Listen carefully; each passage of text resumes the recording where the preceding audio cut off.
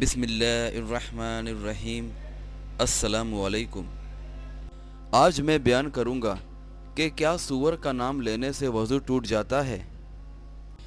اکثر لوگ ایسے ہیں جو کہتے ہیں کہ سور کا نام نہ لو، اس کا نام لینے سے بعض کہتے ہیں کہ وضو ٹوٹ جاتا ہے اور بعض کہتے ہیں کہ 40 دن تک زبان ناپاک ہو جاتی ہے۔ سب سے پہلی بات، اسلام میں ایسا کوئی تصور نہیں ہے، یہ سب من گھڑت باتیں ہیں۔ حالانکہ قرآن کریم میں سور یعنی خنزیر کا لفظ کئی مقامات پر آیا ہے۔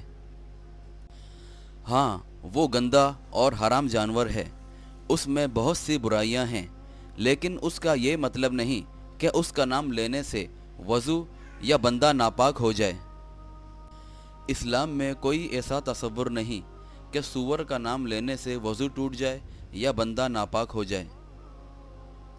بہرحال سور کا نام لینے سے نہ وضو ٹوٹتا ہے اور نہ ہی بندہ ناپاک ہوتا ہے۔